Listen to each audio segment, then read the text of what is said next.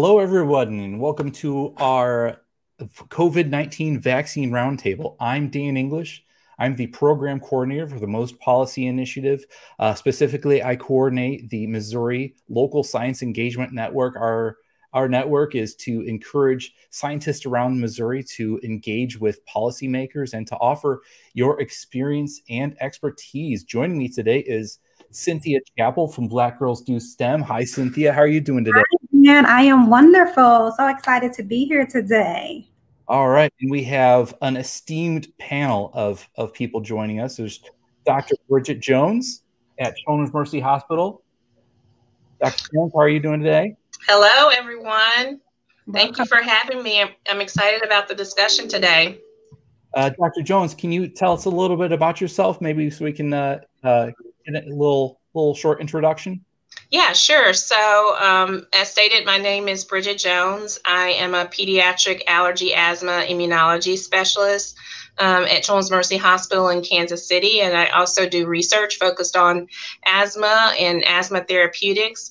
In addition, I'm medical director in our Office of Equity and Diversity. All right. I'd also like to introduce Dr. Christelle Ilboudo. I'm sorry, I'll pronounce your name right at some point. Good morning, Dr. Ilboudo. Good afternoon. Yeah, it's a hard name to pronounce. So I'm Christelle Ilboudo. I am a pediatric infectious disease doctor in Columbia, Missouri. And in addition to that, I also lead our infection control and prevention program here at the university. All right, thanks. I'd also like to introduce Dr. Daniel Hoft at St. Louis University. Dr. Hoft, how are you doing today? I'm doing well. Thanks very much for asking and for inviting me to be part of this, which I'm looking very much forward to.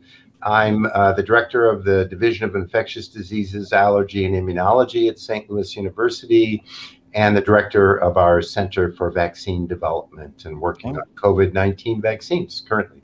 Great, great. Up next is Dr. Vetta Thomspon at Washington University. Dr. Thomspon, how are you today? I'm doing well, and how are you? I hope everyone in the audience is doing well. Doing great, doing great. We have one more person to introduce to you, a late add-on to our panel, Dr. Ricardo Ray at St. Louis University. Dr. Ray, how are you today? Doing great. Good afternoon. Good afternoon. And your work has to do with vaccine hesitancy, I hear. So I'm on the faculty at the College for Public Health and Social Justice at SLU. My colleague Dan. So I've been doing some qualitative and survey work in the last few months related to COVID prevention, and the survey work specifically is around vaccine intention in the St. Louis area and the state of Missouri. Okay. Thank you very much, everyone. And Cynthia is going to be helping us lead the discussion. Cynthia, do you have a comment to get us started? Yeah, Cynthia Chapple, Chief Black Girls Doing STEM founder, Managing Director of Black Girls Do STEM. And I am just so excited to be here with you guys today to really talk with these experts, answer some much needed questions and some things that I've heard in community. So let's get started. All right. Without further ado, I did mention that we were going to be introducing each section of this discussion with a video from Dr. Kizzmekia Corbett, whose work on the proteins that surround the COVID-19 structure, the viral structure, was instrumental in helping to create the vaccine. So here she is talking about vaccine development. For vaccine development in general, there are three very broad phases of vaccine development. There is the research, which can be bulked into what's called preclinical research. Then there's the clinical development, which has these three phases of clinical trials. The first of which is phase 1, where the primary outcome of these very small 50 people-ish trials is to understand just how safe the vaccine is. It's generally either in a dose escalation study or with a wide range of doses. And also, as a secondary outcomes, we start to get a glimpse of what the immune response looks like after people take the vaccine. And then there are phase 2 studies, which can be combined with phase 1 studies, particularly if the technology has been in phase 1 clinical trial before. And those are generally around 500 participants, and it gives us a glimpse on a larger scale of safety and immunogenicity. And then the phase 3, which are currently happening now for, I believe there are 4 candidates, at least in the US, that are in phase 3 clinical trial, is the phase of trial where there are tens of thousands of participants. And so that's about 30,000 people. And the main question at the end of that is how efficacious the vaccine is. Once you get what is considered to be an efficacy signal out of a phase 3 clinical trial, the general trajectory is licensure through different regulatory agencies. In the case of the United States, that is the FDA. And in this case, companies can perhaps opt, as the FDA has outlined, after certain thresholds for either efficacy and safety are met in the phase 3s for emergency use authorization. Yes, that was a very informative video. So that's going to jump us right into our discussion, where we first really want to talk about the clinical trials and help people sort of understand these phases that Dr. Corbett is mentioning. So our first question is going to go to Dr. Hoft over at St. Louis University. We just want to say, was St. Louis involved in the clinical trials for the Moderna COVID-19 vaccine specifically? Yes. We enrolled a significant number of volunteers and are still following them. They are being followed for 2 years. Followed for 2 years. That's great.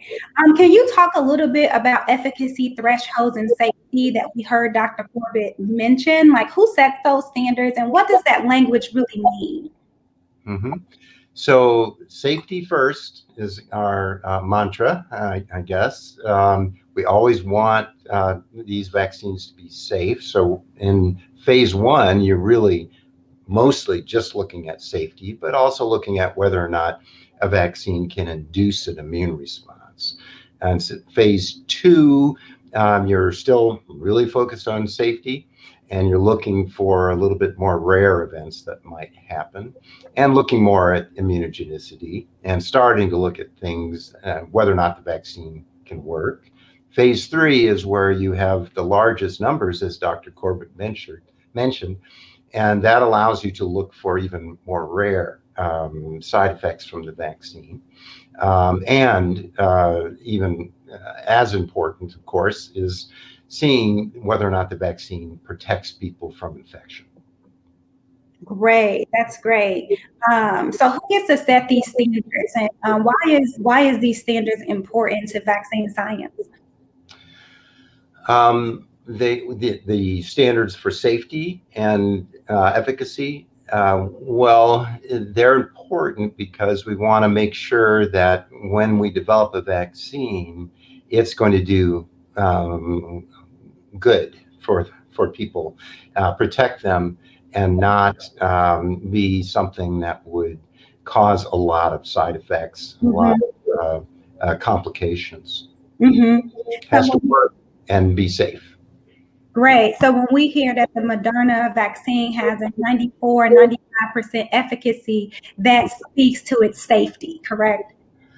Well, the efficacy being 94-95% means that it's incredibly good at protecting people. The safety is also been shown to be good in all of these trials, which, like Dr. Corbett said, the phase 3 have included at least 30,000 subjects followed for at least 2 months for safety, to make sure that there weren't any early bad events that would happen. This is an unprecedented time, of course, with the pandemic.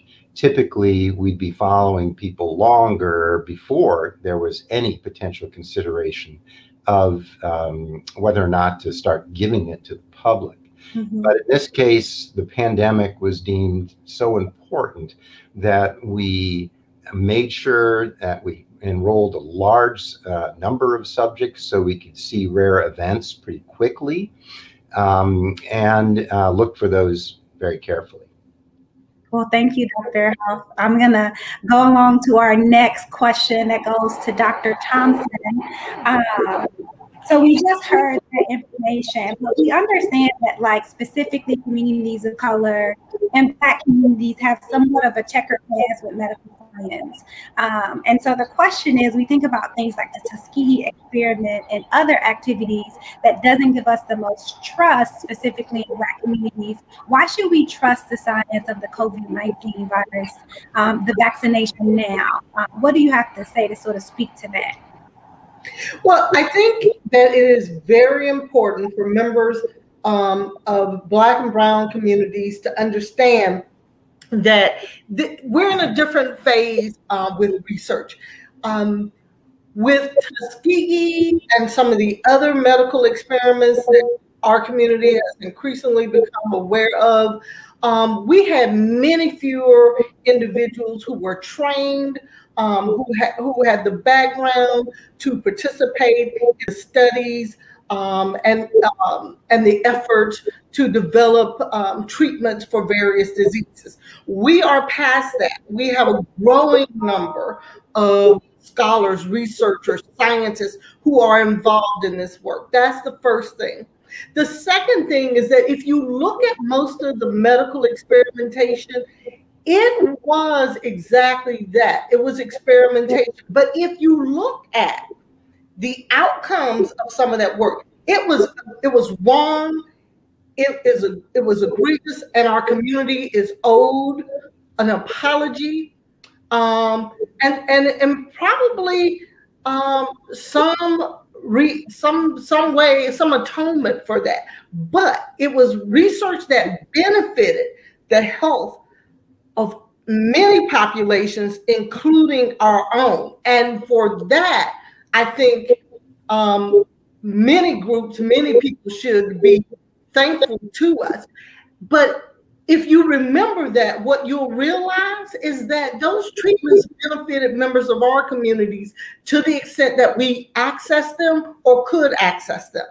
This vaccine is an example of something that we can access that might benefit the health of our communities just as it benefits the health of all communities. So despite some of the past behavior that we have to continue to explore, hold people accountable for, and demand all of the strategies that assure that this doesn't happen again, that doesn't mean it doesn't benefit us, and that doesn't mean our community shouldn't take advantage of those benefits to promote our health and well-being. Yeah, thank you so much for that, Dr. Thompson. That segues perfectly into our next question for Dr. Ilboudo, as it relates to why is it of significance that all people, minority people, Black and Brown people of color, participate in clinical trials? Because that's a very good question. I think it is important because we know that certain health conditions affect certain people differently, right? Like if you take even something like high blood pressure, hypertension, we know that it affects Black communities very differently than it affects other communities. And so for those reasons, it is important to have that representation in the clinical trials. So as Dr. Hoft mentioned, when we're talking about safety, we can account for safety related to health disparities, and we can account for safety related to those differences that we see in the health of the communities that we serve. Yeah, that's great. So thank you guys for those responses. I'm gonna turn it back over to Dan so he can introduce our next video. Okay, one more video coming up. This is one where Dr. Corbett, let me refer to my notes real quick. She's talking about how previous research has informed this COVID-19 vaccine. You know, the vaccine didn't pop up out of nowhere. Someone just didn't come up with it one day. It came about as a result of previous research, and we've been lucky that so many people have been working so diligently on making this. So without further ado, here she is. So over the past 6 years, we have been studying coronavirus vaccine development really under this umbrella of what is called prototype pathogen preparedness.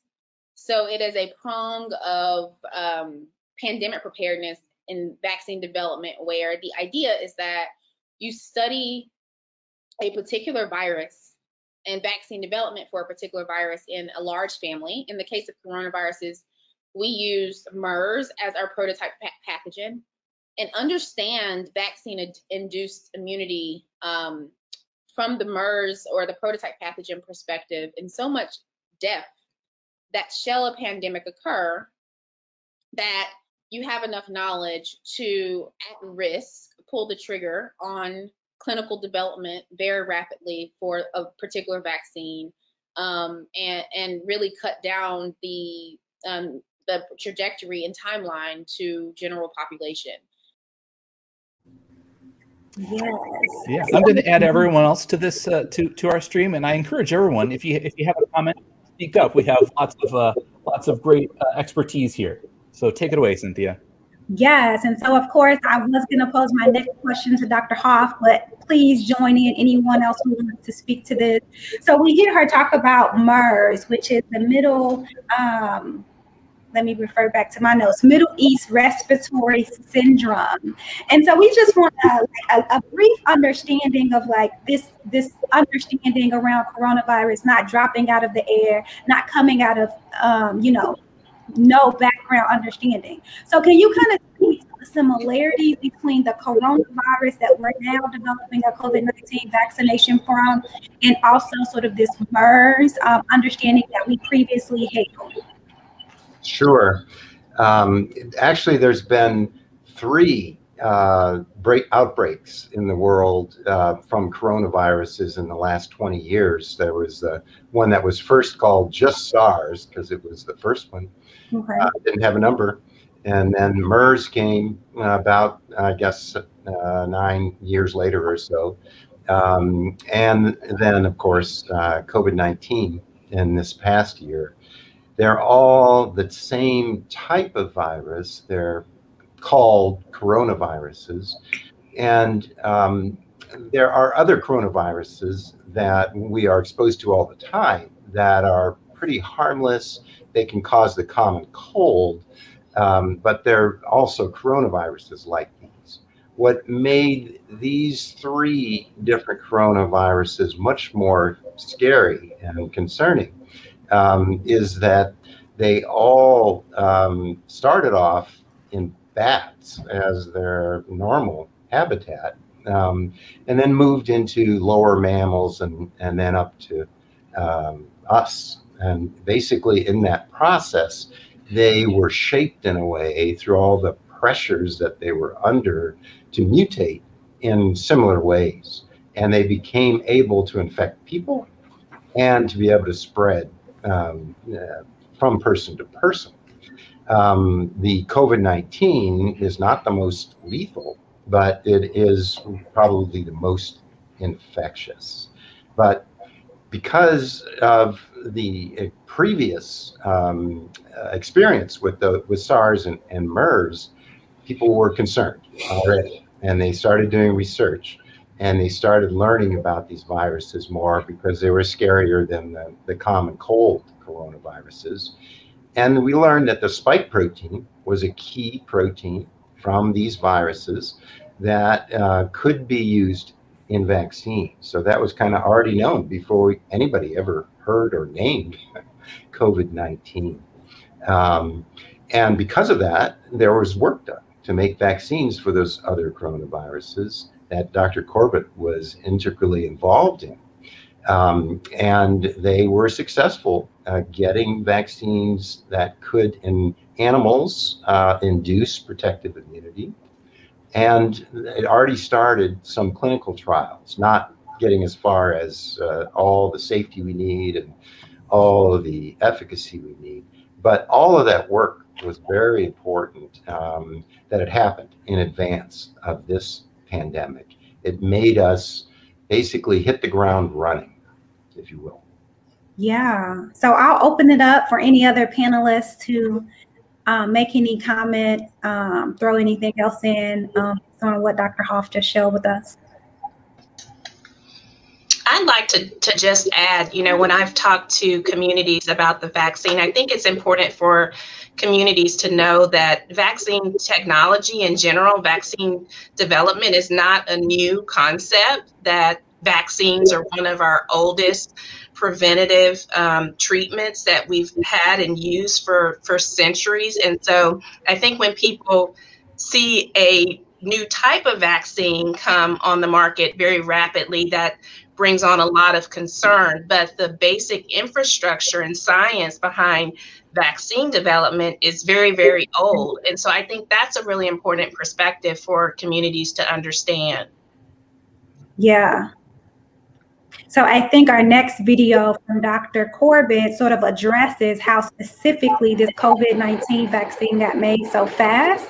And so we'll turn it over to Dan to play the video.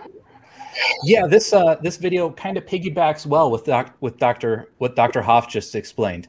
Dr. Corbett will explain how it got made so fast and how the vaccine was influenced by other research. And I just want to take a moment to encourage everyone at home, if you have a question, type it into the chat below. Type it into the comment section, whether you're watching on the Most Policy Initiative Facebook page, whether you're watching on the Black Girls Do STEM Facebook page, or whether you're watching on YouTube. We'll make sure to try to get to all those questions as soon as we can.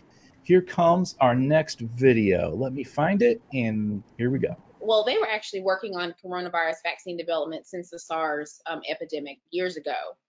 And they were closing out their work on the MERS vaccine development. And so I said, you know, I want to work on MERS. There's a lot to know about. I think that like the work that I've done from graduate school can inform coronavirus vaccine field, et cetera, et cetera, et cetera. And so we started to work on MERS, very specifically around understanding how to induce the best types of vaccine responses, both from what's called an antigen. So that's the protein or the thing that you deliver to a person to induce a vaccine response. And the platform, which is how you deliver the antigen. So in this case, we're using mRNA, but there are other various platforms, whether it be nanoparticles, et cetera. And so we worked on both of those kinds of aspects and collaborated very widely with either pharmaceutical companies, other universities, et cetera, to build up this portfolio of understanding around a MERS coronavirus vaccine. And we had so much understanding that when we heard that this was a coronavirus in January, it was very clear exactly what needed to be done to move the product into phase 1 clinical trial.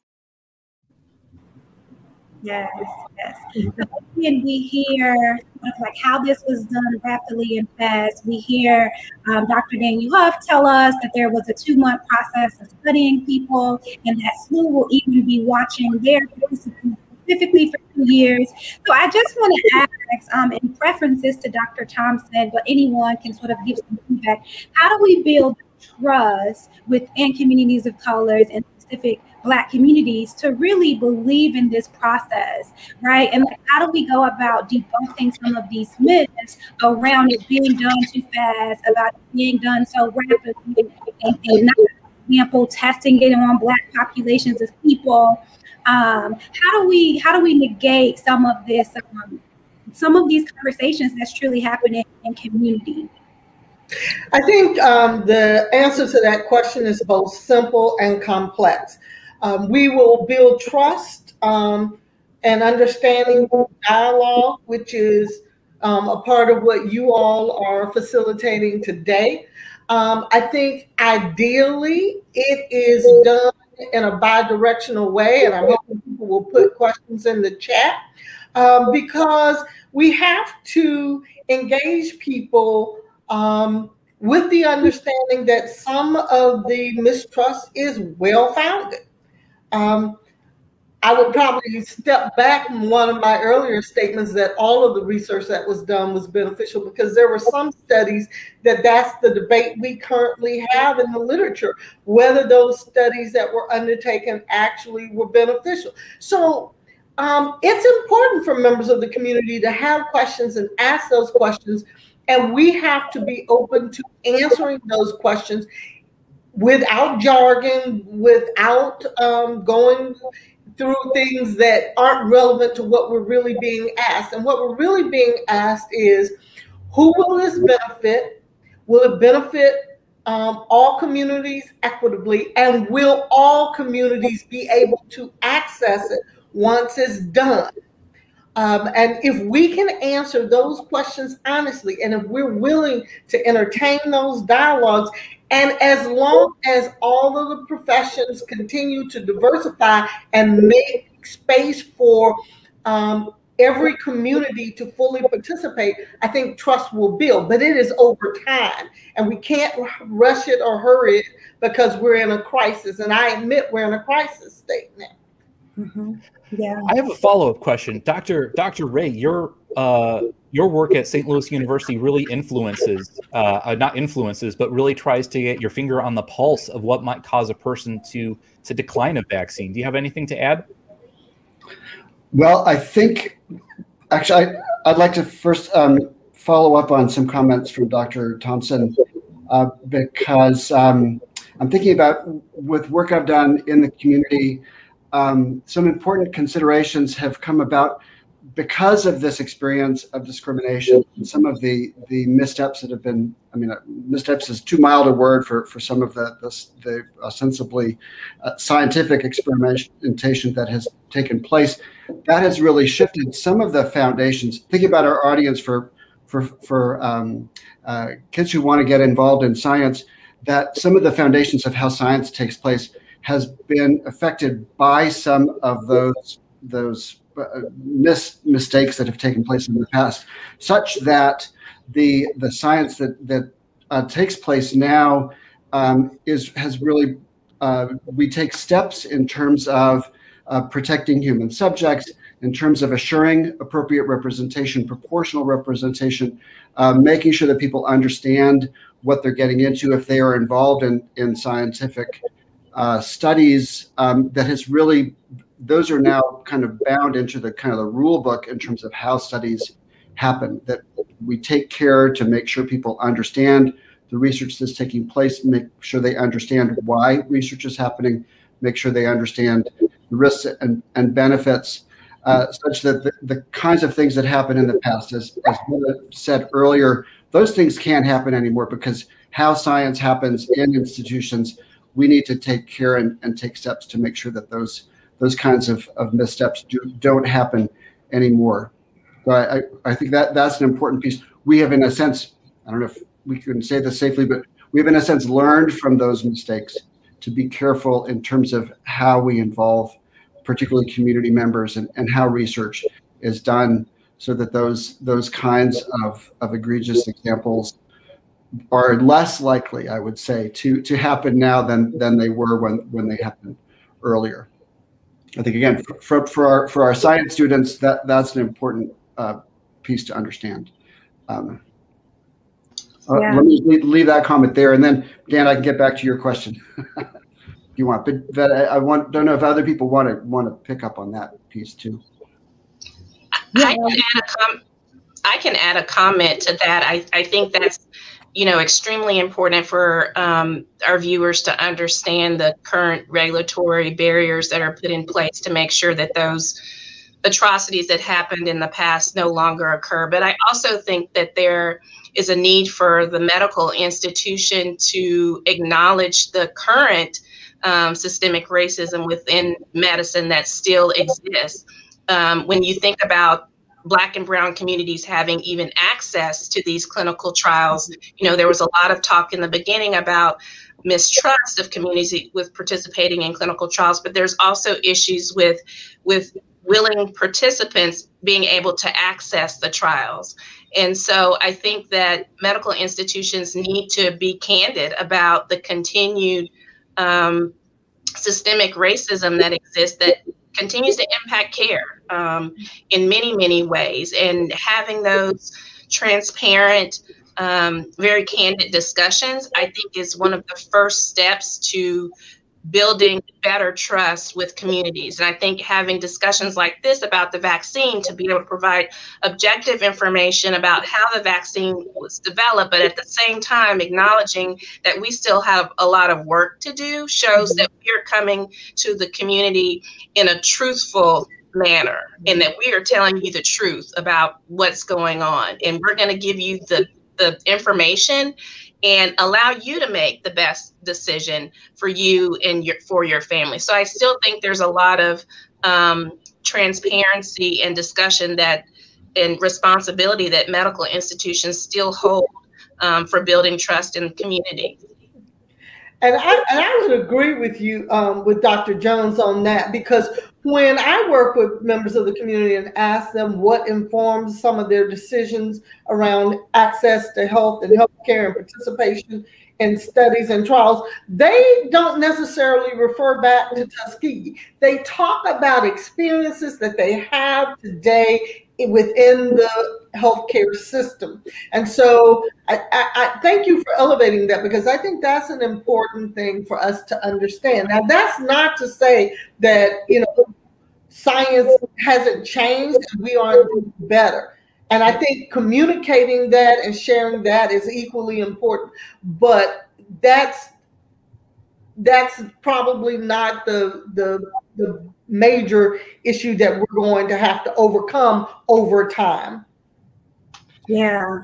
And I'd just like to add that I completely agree what has been said by Dr. Jones and Dr. Thomspon, that there is systemic racism. We have to recognize that. It has resulted in terrible injustices. It's creating socioeconomic problems, medical problems, problems with access to care. All of those things are largely because of that systemic racism. So we do have to acknowledge it, and we have to not just acknowledge it, we have to fix the problem. So how do we do that? I mean, I can't say that I know how to do all of that, but communication, transparency, making sure that you can get what we call a consent, a true consent or informed consent from people, which means that they understand what they're getting into, the potential risks, and that's our job, to communicate that completely and make sure that the volunteers understand the risk. And after that, we need to be following people very closely and not ignore any complaint that they might have that could be related in a vaccine trial to a vaccine that was. So all of those things are very important. Yeah. Moving on to our next subject, it's an ethical dilemma. Who gets the vaccine first? Now, if you know me, I have like 25 gigs, and one of them, there's my catch right there. I got the vaccine this morning, and one of them takes me into the operating room where I act as an expert for surgical lasers and help surgeons out with basically whatever they need. Dr. Jenny Bradford from the Most Policy Initiative asks, thanks to everyone for being on the panel. I'm wondering, how are people addressing unequal access to the vaccine? What impact does this have on trust, and who should be accountable for significant disparities in distribution? And after that, I have another video to play from Dr. Kizzmekia Corbett. Just a second, as soon as I can find it. Yeah. So we're gonna take responses to the question first. There are actually pilot kind of social economic kinds of experiments that people are doing to really try to understand how to best roll out the different vaccine candidates. And you probably have heard that, various governments have bought their stocks for their different populations. The United States obviously has purchased vaccines from various companies, shall they be approved, and so has stock for the general population in the United States of America. Various people have various opinions about who should be vaccinated first and how that should roll out. But all of that is happening, and I generally trust and agree with the projections for how the vaccine should be delivered when it's time. All right, back to the panel. So we'll take it back to you guys. I could start, I guess, in thinking about how have we thought through the priority listing of who gets vaccines first. Well, first, very carefully with a lot of people getting together and thinking about it. There's a lot of important governmental committees like the, sponsored by the CDC, the health departments, and locally. It's just a key thing that we need to be focusing on. But all of the groups that have been talking about this, and for 6 months at least, agree that the two top areas or priorities are to vaccinate people that are first line important individuals that are at risk because of the work that they do, and if they become incapacitated or depleted, then we can't take care of other people. So healthcare workers are one of those top levels for both of those reasons. The other is more related to who is suffering the highest level of mortality, which of course is the worst outcome from COVID-19. And the elderly, particularly that live in nursing homes, where they're in crowded conditions and they are suffering a lot of medical problems that make them at higher risk if they get infected, and have been responsible for almost 50% of the deaths in the United States so far. That's the other population that's in the so-called Tier 1A, which is the highest priority. All the Tier 1s include people that either have increased risk of getting infected through their exposures, and combined with, if they get infected, they have a higher risk of dying or having to be hospitalized or on a ventilator for a month. So that's what we're trying to do, is protect the most vulnerable and preserve the ability to take care of the sick.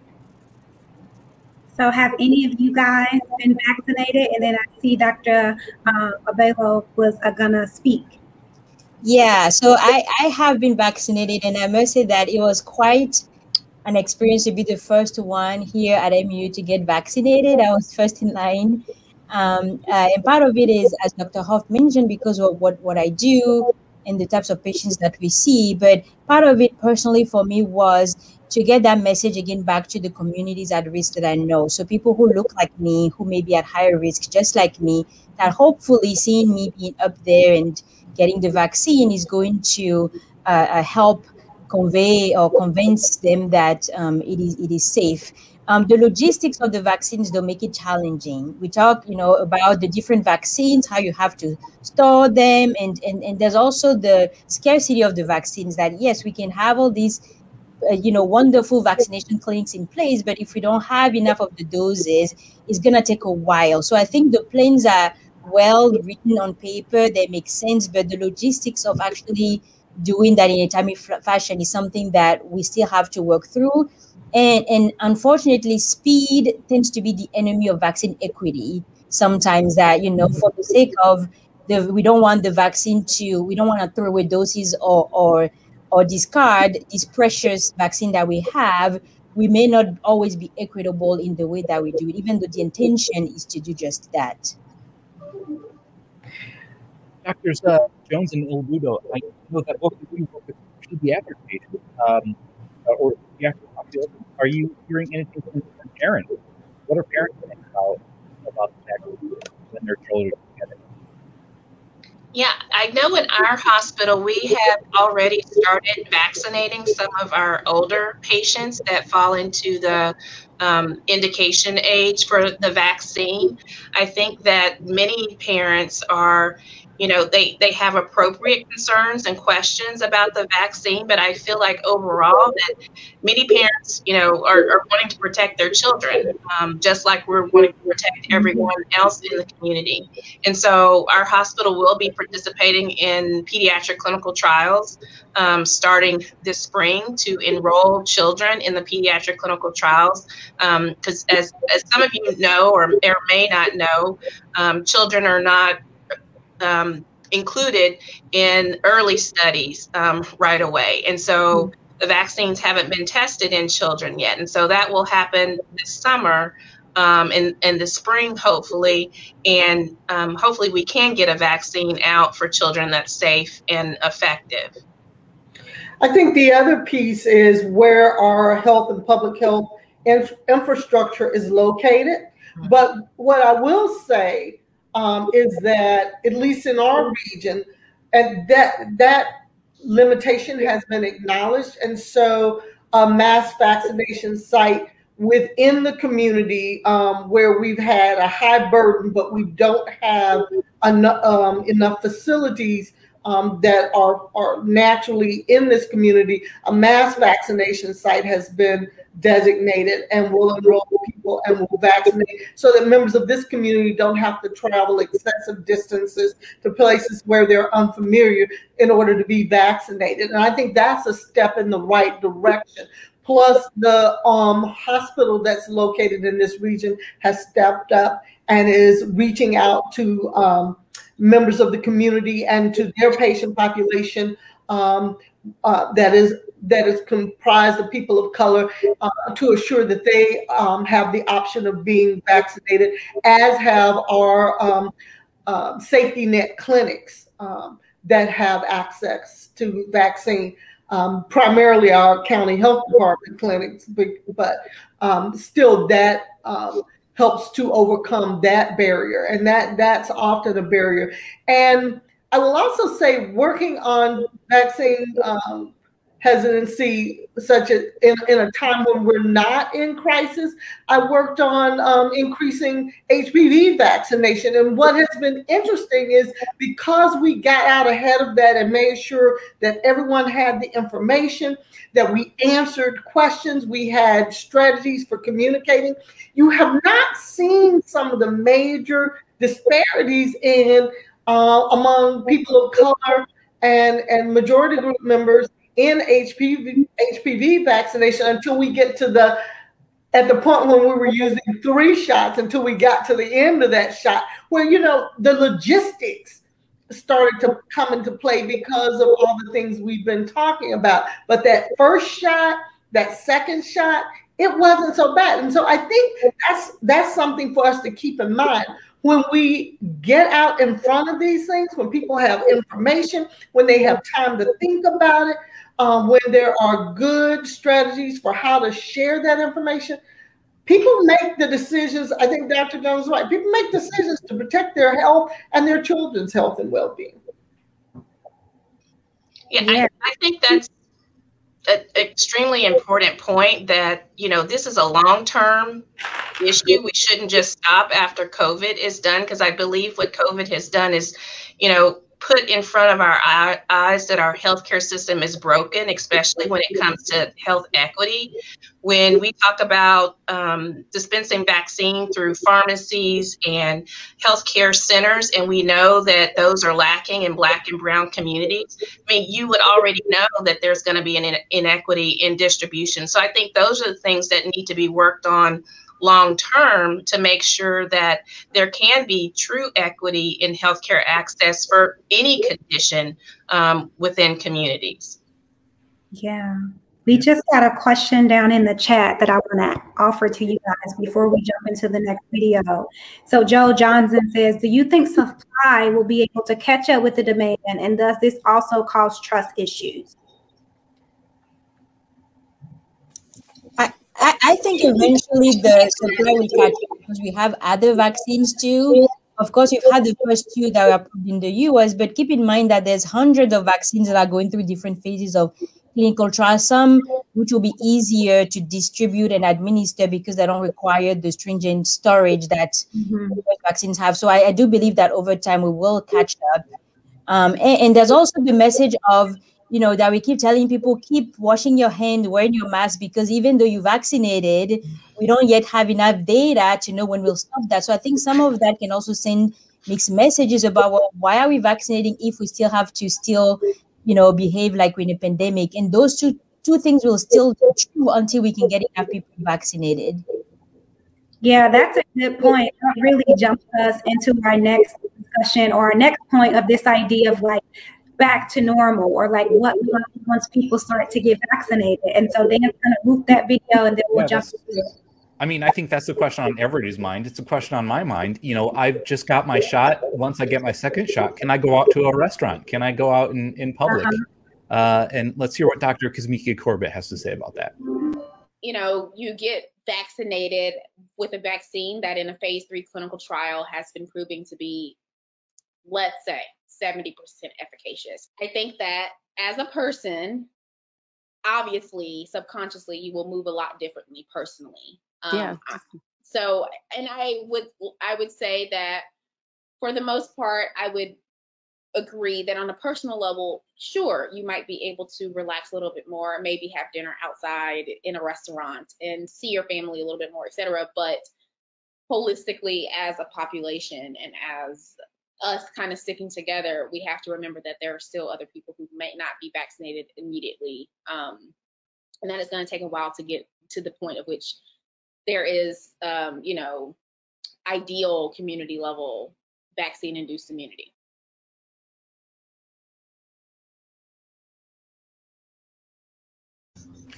I'm sorry, I've already kept everybody for longer than I said I was going to, but we're still having some great conversation. So if you need to duck out, that's fine. I will send you a thank you email here shortly.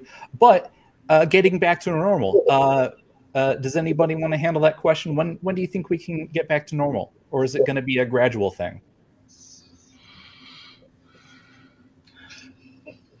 I'm happy to start and get cleanup by everybody else here.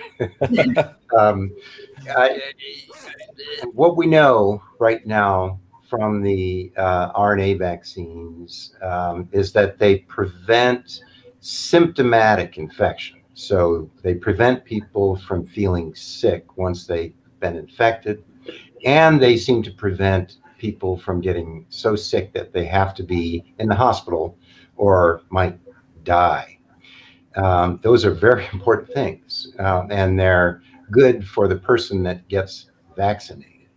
But we still have to think about everyone around us, because we don't know yet whether or not these vaccines will prevent what we call asymptomatic infection, which means somebody who's vaccinated could still get infected and still have the virus in their nose and still shed it and spread it to somebody else that's much more vulnerable. So that's very important to understand. So it's great that we're starting to vaccinate people, and some people are getting that individual benefit, but we haven't seen what we would call a population level effect yet. We're still having pretty much uncontrolled spread of this virus. And until we can really see that it's getting under control, even a vaccinated person could potentially, their immune system could be overwhelmed if they get either challenged with a high load of the virus or these new variants that we're now detecting may be viruses that the vaccine immunity can't affect. So we need to think about others and continue to wear masks and social distance and so on, even if we're vaccinated. And we need to look at the population level. Once we have the virus under control, then we can get much more back to normal.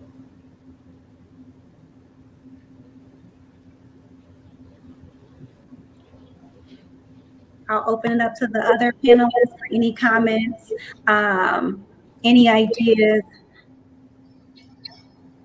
My next sort of question was to what, you know, Dr. Hoft sort of brought up, this idea of other new possible variants for COVID-19. And we see that conversation popping up, and that sort of being some reasoning behind why maybe not to get the COVID-19 vaccination. Can you speak to the benefit of being vaccinated with the current vaccination as is, even as we see these other new variants pop up?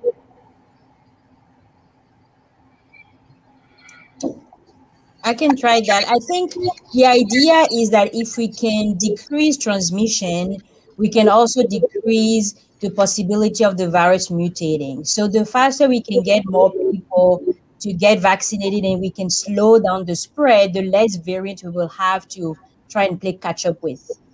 Oh, that's good perspective. All right, so I think we're going to hop into our last video of the segment, not to keep you guys too much longer. Go ahead, Dan. All right, this one is Dr.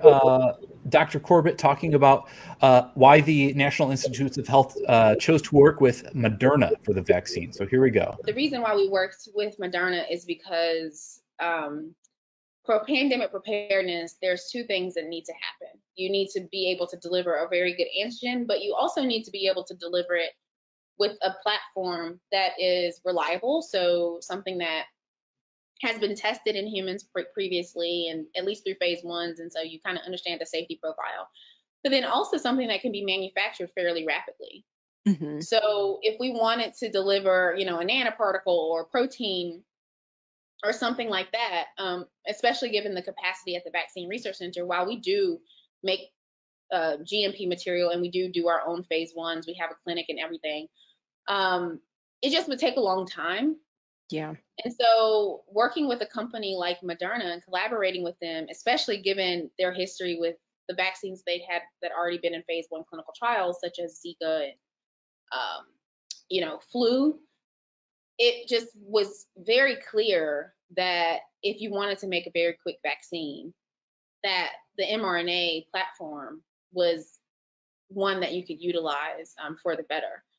And so that's the reason why we worked with them. And over the years, because we started to understand how to deliver the MERS spike protein via mRNA, we had this really close collaboration where there was a level of trust that was, I guess, kind of embedded in the relationship. And so when you say to a pharmaceutical company, you know, at the beginning of, it wasn't even a pandemic then, it basically just announced the virus. When you say to a pharmaceutical company, like, sure, we should totally spend millions of dollars and get this in the clinic as soon as possible, I think that most times people would say no. But in this case, it was really the willingness to go into phase 1 clinical trial at risk was because, not just because of the science and everything that happened over the past 6 years, but really like the level of trust between, you know, or the level of trust and coordination between several organizations.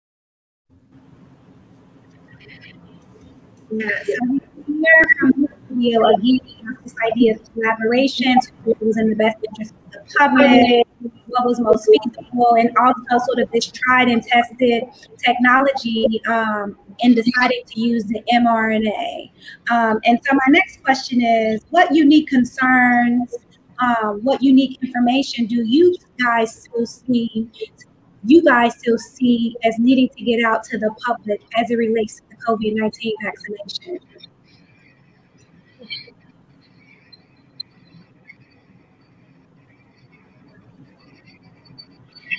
Just generally.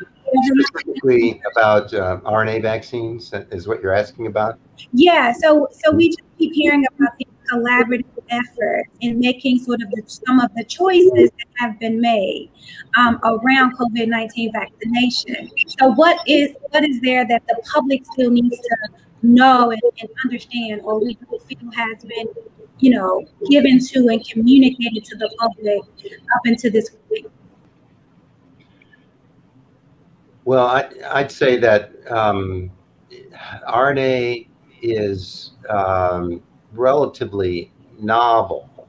It's has been tested by Dr. Corbett and others at the NIH over the last 10, 20 years, but we don't have a licensed vaccine, and except for the ones that are under the so-called EUA, the emergency use authorization so far. But I mean, Dr. Corbett's exactly right. I mean, more heads are better than one. Working together, going based upon your past experience is critical because you've learned a lot of lessons along the way. The RNA vaccines are a special case that are maybe ideal for responding to an emergency like this, of the emergency of the pandemic. In that, just as an example, the Chinese had sequenced the first viral isolates of SARS-CoV-2 and released them to the world, those sequences, in mid-January. Within 2 days after that, Dr. Corbett and Moderna and other people at the NIH had that information and actually designed the vaccine. And within 6 weeks, they'd already made it and had passed the toxicity tests, and they'd gotten it into people's arms. So that's unprecedented, just how fast you could go from not even having any vaccine to designing it, and just based upon sequence, not having to purify, make a protein, make a virus, make anything else, just take the sequence, put it into a plug and play kind of platform, as she said earlier, that was already ready. So that is, and the last thing I'll say is that we had no idea that the efficacy would be 94 to 95%. That's just amazing to hit, not just a home run, but the ball all the way out of the state almost. So we're so happy that that happened.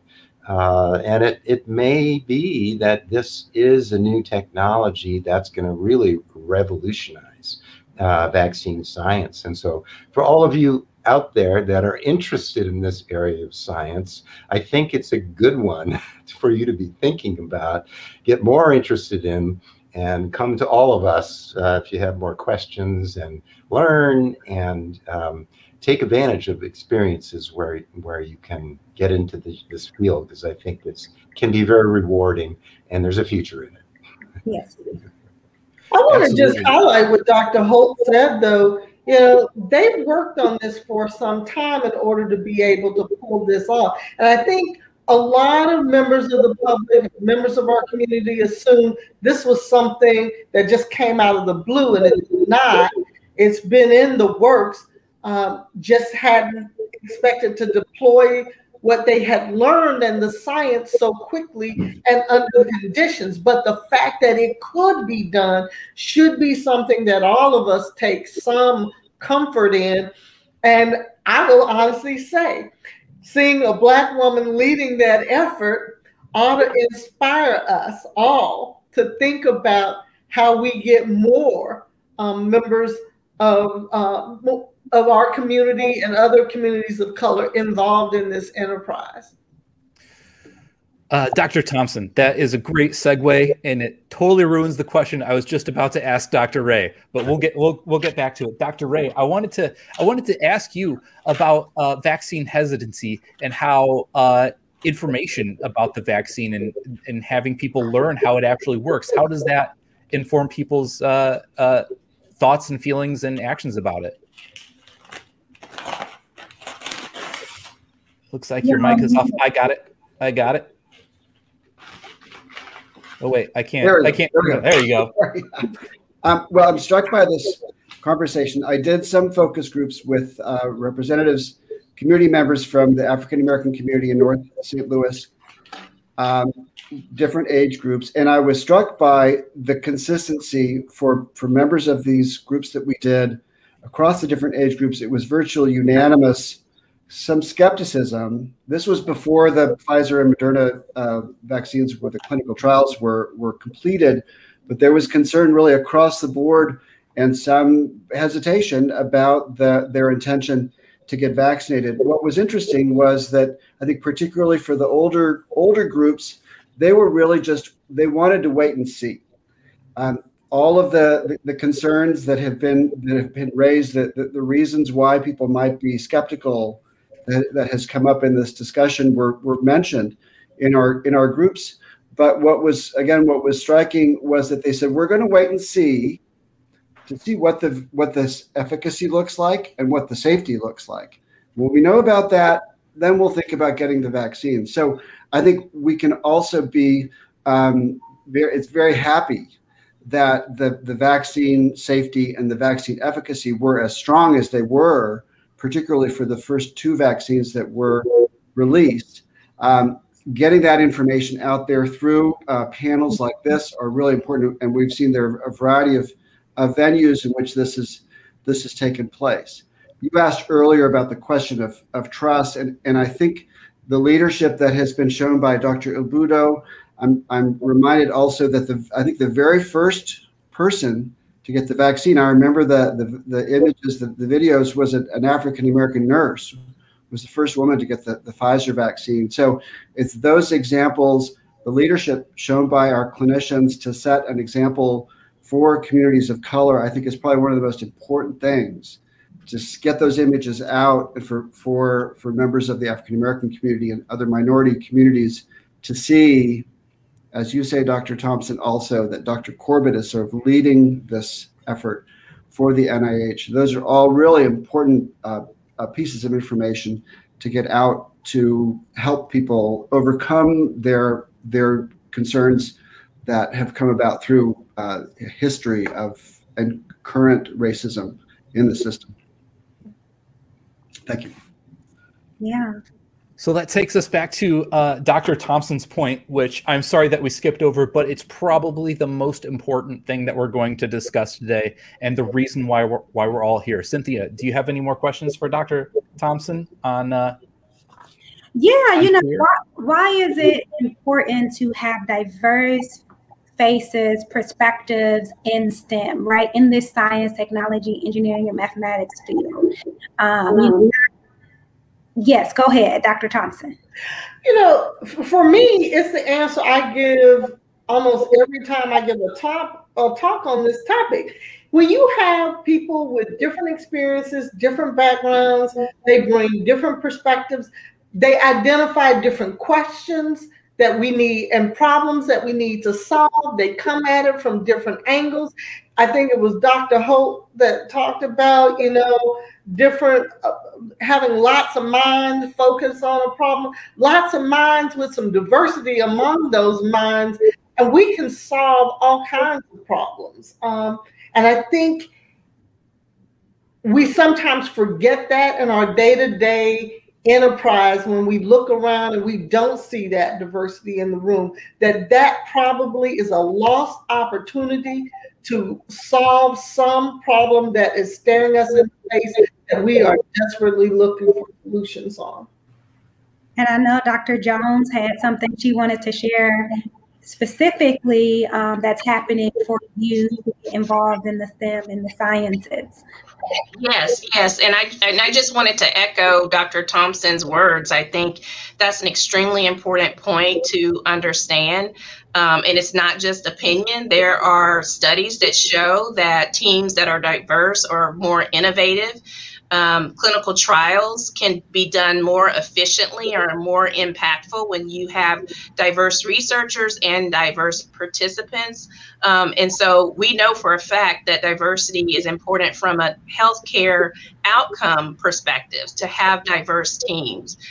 So at Children's Mercy, we have focused a lot of attention on diversifying our trainees, our residents, our fellows, and our faculty. But we also know that there's a need to start developing that pipeline of diverse healthcare workforce in our community. So we are starting a summer science program this summer within the Children's Mercy Research Institute that's focused on high school students that come from underrepresented in medicine and science, racial and ethnic backgrounds. So it's a 6-week program where students will be able to come to our research institute, learn about the basics of science and medicine, work with researchers to establish a research question and a hypothesis, and test those questions through data analysis and write up their findings. So at the end, they will have a product, an academic product, and also all of this new learning that they've been able to do. And so that's one way I think that, you know, the medical institution needs to start thinking about what can we do now to diversify our faculty now and our immediate trainees, but we also at the same time need to think about the pipeline that's coming in the future. You know, as a pediatrician, you know, we see that our pediatric makeup of pediatrics, the children, are more and more diverse every day. And so it's imperative that we have a workforce that mirrors the patients that we see. And so there's a lot of work that we need to do in those areas. But the program that we're developing is called the STAR program. You can go to the Children's Mercy Research Institute website and type in STAR program, and all of the application materials are there. And if anyone is interested in participating. Thank you for that. That's wonderful. I myself, I'm looking up the website right now so I can put it in the chat for you. Yeah, Thank that's you. what I was going to do. So that's wonderful.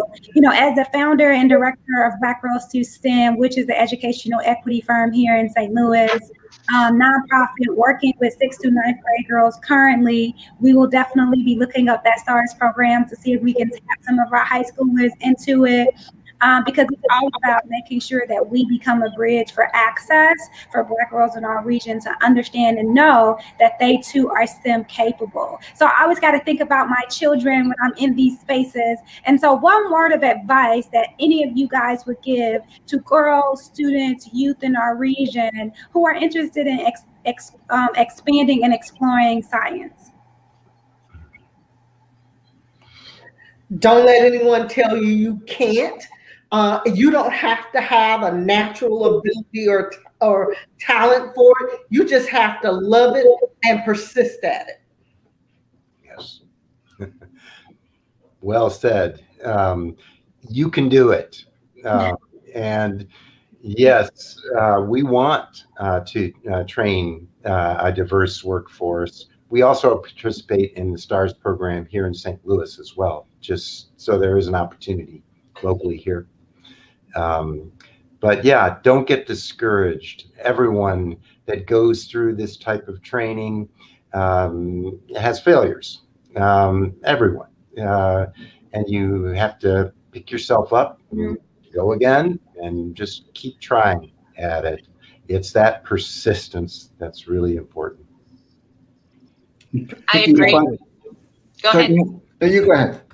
I would just say I agree, you know, with both Drs. Hoft and Dr. Thomspon. You know, I heard a colleague say on a webinar a few months ago when she talked about, you know, doctors and scientists, we're not exceptional. There's nothing that's exceptional about us that we were able to be doctors and scientists. For many of us, particularly for myself, you know, I was lucky to have, you know, support and mentorship, and some doors were open for me. And I think that anyone that goes into these types of fields, it's about persistence. It's about, you know, sometimes running into the right people. But I think if you're passionate about what you want to do and you stay on that track, it's achievable really for anyone. And I think now in this day and age with the internet so accessible, you can easily reach out and find mentors and sponsors and opportunities like STAR program here in Kansas City or St. Louis, or there's programs all across the country that you can access. So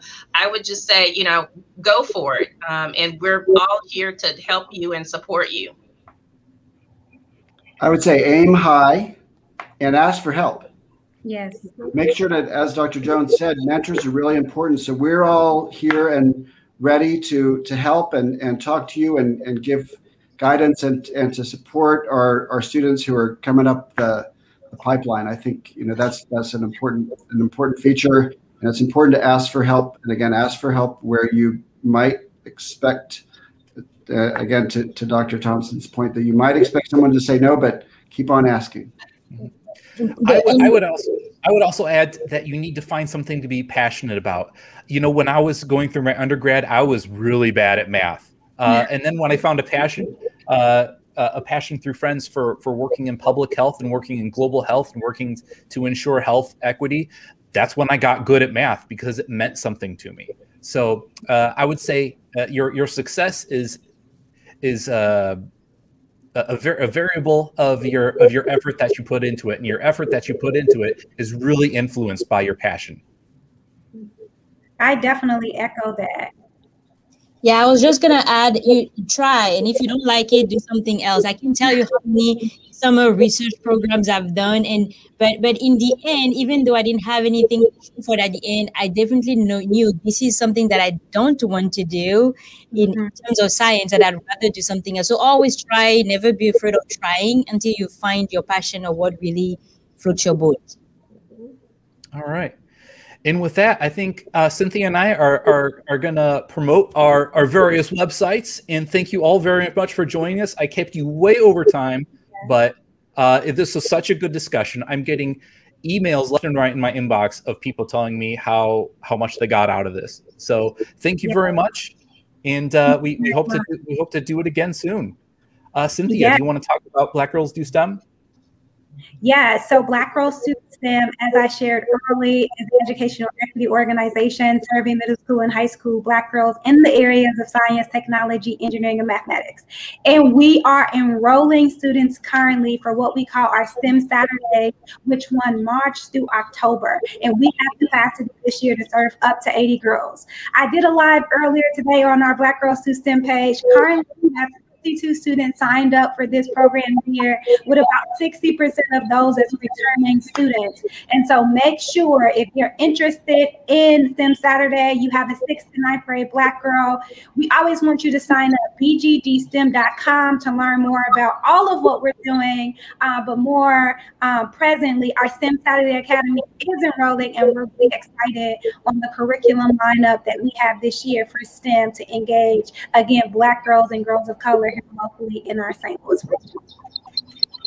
Very cool. And again, I'm the program coordinator for the Missouri Local Science Engagement Network. We try to get smart people, like all the people in this panel right here, engaged and doing stuff like this, to working with policymakers and trying to trying to make sure, trying to elevate the science and policy decisions. So if you're interested, or if you just want to get our email, it's a really good bi-weekly email that I make personally. Head to MissouriLSEN.quorum.us, fill out a couple simple questions, and we'll get you online. Thank you, everybody, and it's been such a pleasure to have you all here, and I hope to see you all again soon.